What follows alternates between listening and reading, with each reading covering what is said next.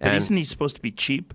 Like in terms of like how he pays workers at the Amazon factories? I would imagine that when it comes to Blue Origin, his rocket company, that he is not cheap.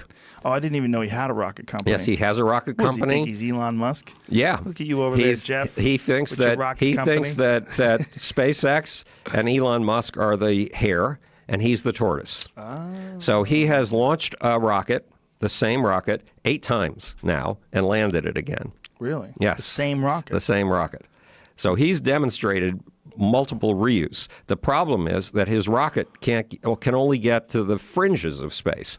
It can't really get into orbital space. Here he is right here. Jamie just pulled it up. We could look at it right there. Uh-huh. Yes, that's it. Wow. Is that real? Is that real, Jamie? That's totally real. Why does it look fake? You haven't seen it before. I don't know. Doesn't it look like CGI to you? Well, I sound like Eddie Bravo. So it could be, but he's actually amazing. Launched this thing 8 times. What's with the golf ball inside of there? I have no clue. And it's probably demonstrating space. that it's weightless. We really live in weightless. an extraordinary time of super geniuses doing incredible shit. And this is how it lands? It lands the same way? That's exactly it. God, you got it. That's incredible. And Elon says, like that Elon's been landing his rockets. And he wants to and he's been reusing them. I think he's done 11 reuses so far, or something like that. But Elon is saying that he's going to get so precise in his landings that the rockets will land precisely on the brackets from which they took off. Wow. Yeah. So that was on the same pad.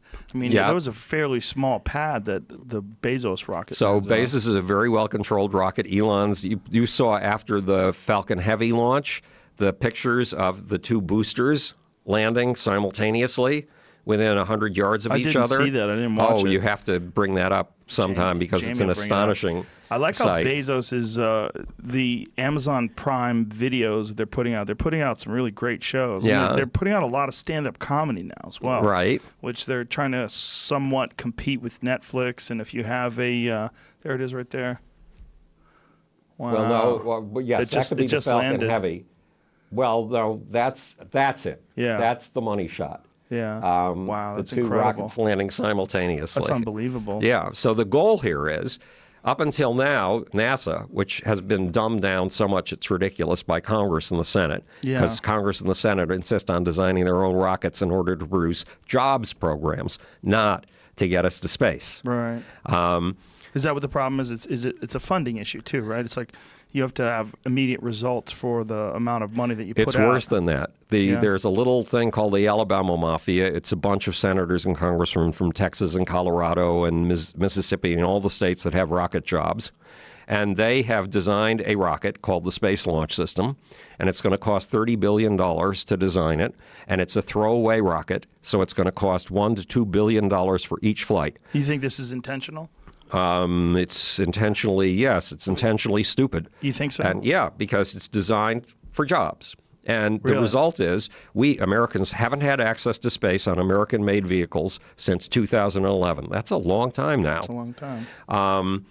When we do get access to manned space, it's going to come from Elon Musk. It's not going to come from any of the major space companies. And $3 billion a year is sunk into this space launch system, this turkey, and another turkey called the Orion.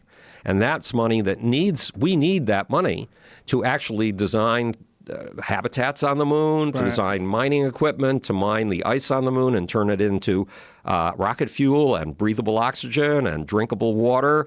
And there are tons of things we need, but NASA's not producing them because it's trying to compete with Elon and Jeff. Elon and Jeff know a secret. If I volunteered to fly you to New York City, and I told you, I'm going to do this for free. I'm not going to charge you a penny. All you have to pay are the expenses. And then I bought you a Boeing 737 for $325,000 and allowed you and one friend to get into this thing. And then I flew you to New York. And then I flew the plane out into the Atlantic, over the Atlantic, and plowed it into the Atlantic Ocean and discarded it.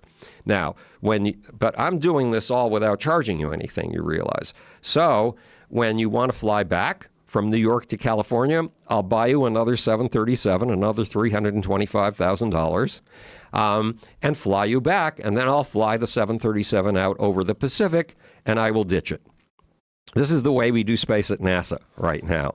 So how much would it cost you per ticket for you and a friend to go from L.A. to New York and back again.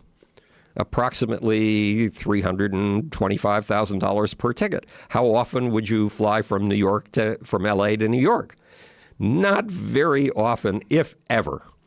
So that's what NASA is doing with this space launch system, and it's gobbling up so much money, there's no funding left for the stuff we really need to do. Do you think it would be better if they just privatized the entire venture? It would be better if they offered what are called COTS programs, where you ask companies to bid on getting a rocket wherever you want it to go and doing with that rocket whatever you want it to do.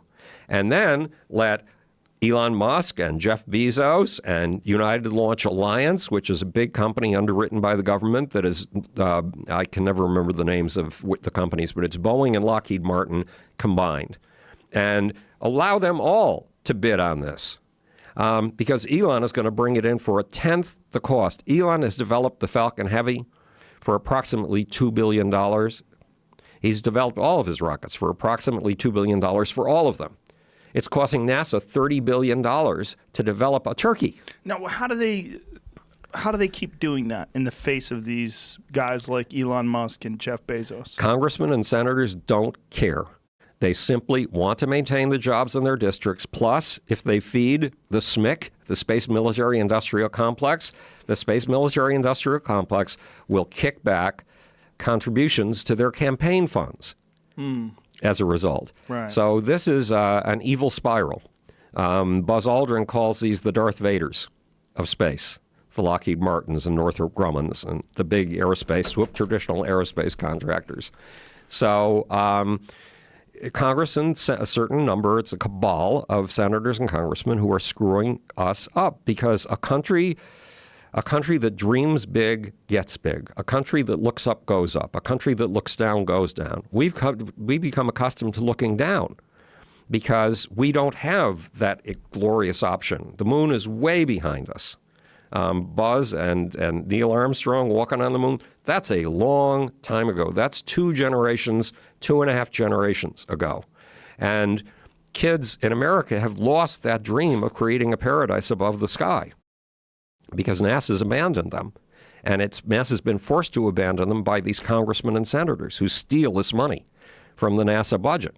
But if that money were used, look, that $3 billion a year would mean that you could develop an entire Elon Musk space program and launch roughly 20 rockets. But is the issue the actual engineers and the scientists themselves? I mean, they must... No, it's politicians. Right, but the politicians, are they able to dictate what the actual scientists and engineers create? Yep. Say, hey, you must create something that is disposable? Yes.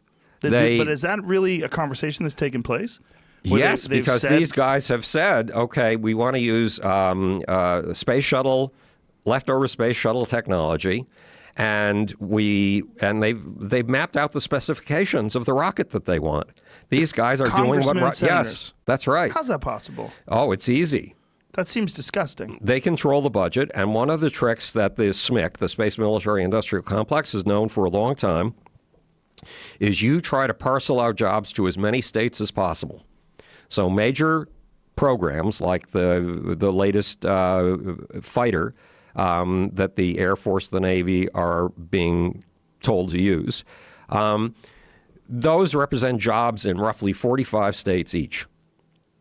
That means that if you're Lockheed Martin and you want to keep your contract for a plane that people are claiming can lose to a 1951 era MiG, all you have to do is hit the congressmen and senators from those 47 states.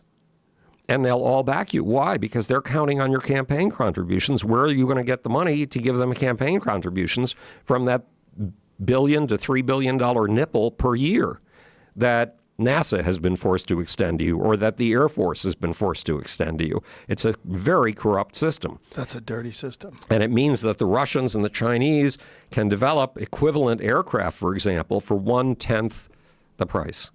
And deliver them for 1/10 the price. Imagine where we would be. I mean, you're only talking about two super geniuses, Jeff Bezos and Elon Musk. Imagine where it would be if they didn't exist. And exactly. The odds are very high that they wouldn't exist. The odds are very high that somebody could do away with them. It would be fairly easy. Hey, don't even put that out there. Yeah, well, Come on, man.